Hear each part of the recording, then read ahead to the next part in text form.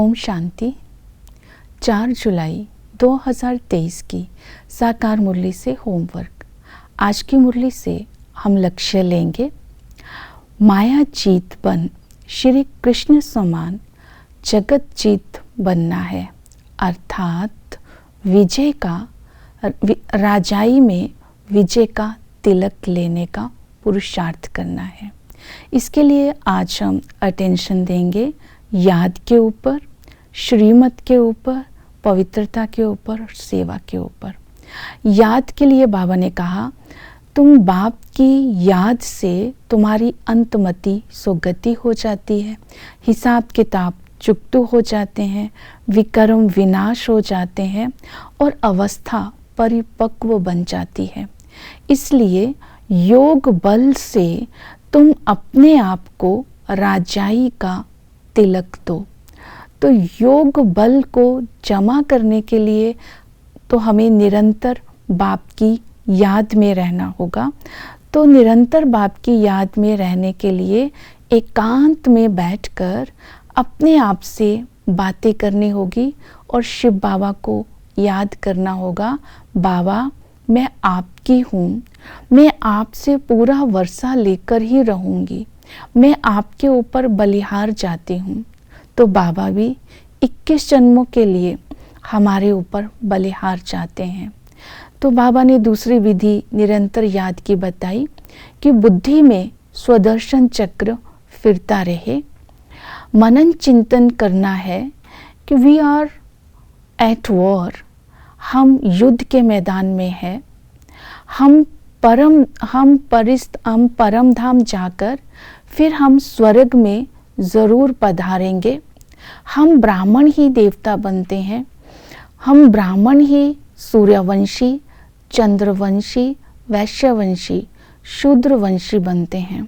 फिर से बाबा हमें देवता बनाने के लिए आए हैं। तो इसी तरह अपने आप से बातें करते रहना है, मनन चिंतन करते रहना है। तो ऐसा बनाने, सूर्यवंशी बनाने वाला स्वतः ही याद आएगा। तीसरी विधि बताई, अशरीरी बन करके अशरीरी बाप को याद करो।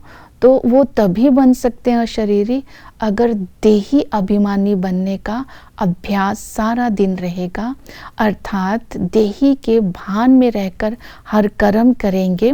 और जब बाबा की याद करेंगे तो सर्व प्राप्तियों की, सर्व खजानों की संपन्नता की अनुभूति करते हुए गुण, ज्ञान, शक्ति, आनंद का अनुभव करेंगे और खुशियों के झूले में झूलते रहेंगे। इसी तरह अविनाशी प्राप्ति का अनुभव कराने वाला बाप सदा ही याद रहेगा। दूसरी विधि बताई, संबंधों से याद करना।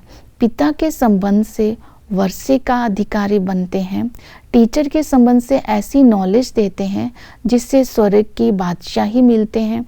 भोलानाथ बनकर अगम निगम का सारा राज हमें समझाते हैं और सतगुरु की मत से हमें मुक्ति और जीवन मुक्ति मिलती है, अर्थात सद्गति मिलती है। तो इसी तरह दूसरी विधि बताई कि हमें श्रीमत पर चलना है।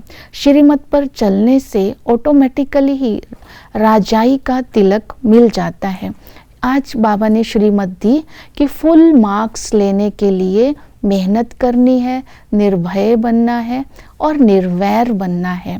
फिर बाबा ने कहा, एकांत में बैठकर अपने आप से बातें करनी है, नष्टो मोहा बनना है।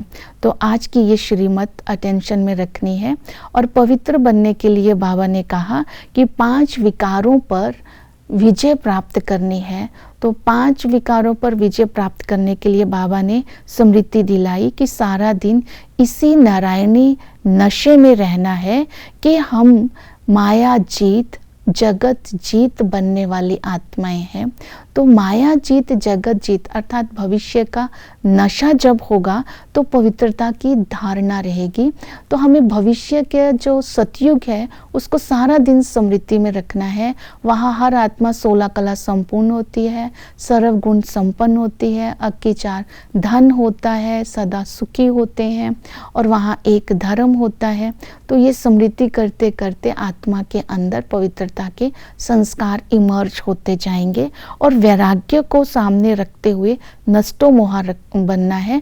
बाबा ने कहा ये सारी दुनिया ही कब्रिस्तान है, इस दुनिया से क्या दिल लगानी है, मैं तुम्हारा पतियों का पति गुरुओं का गुरु हूँ, तुम्हें अभी मुझे ही याद करना है, पति की सेवा जरूर करनी है लेकिन पवित्र जरूर बनना है। ये बाबा ने आज अटेंशन दिलवाया। तो जब जितना हम पवित्रता के ऊपर अटेंशन देंगे, नष्टो मोहा बनेंगे, वैराग्य वृत्ति को ध्यान में रखेंगे, सतयुग की स्मृति में रहेंगे, तो पवित्रता के संस्कार इमर्ज होते जाएंगे। इसलिए सन्यासियों को भी पवित्रता अच्छी लगती है। तो पवित्र रहेंगे तो ही वैकुंठ का हम मालिक बन सकते हैं। फिर सेवा में अपने आप को बिजी रखना है। तो बाबा ने कहा तुम बच्चियों को ज्ञान धन मिला है, तो इस ज्ञान धन का दान करके सदा ही हर्षित रहना है। तो इस समय बाबा ने ज्ञान अमृत हमें दिया है, तो स्वयं सतगुरु ने माता को गुरु बनाकर ज्ञान अमृत बांटा है। इसलिए सतयुग में गुरु की दरकार नहीं होती, सतयुग में शास्त्र नहीं होते, सतयुग में भक्ति नहीं होती। ये सब ज्ञान की बातें समझानी है। और बाबा ने ये भी बताया है श्री कृष्ण और शिव में क्या अंतर है, पाप आत्माओं की दुनिया और पुण्य आत्माओं की दुनिया में क्या अंतर है, ये सब बातें समझानी है। तो इन सब बातों को धारण करके हम भविष्य में विश्व का मालिक बनेंगे। ओम शांति।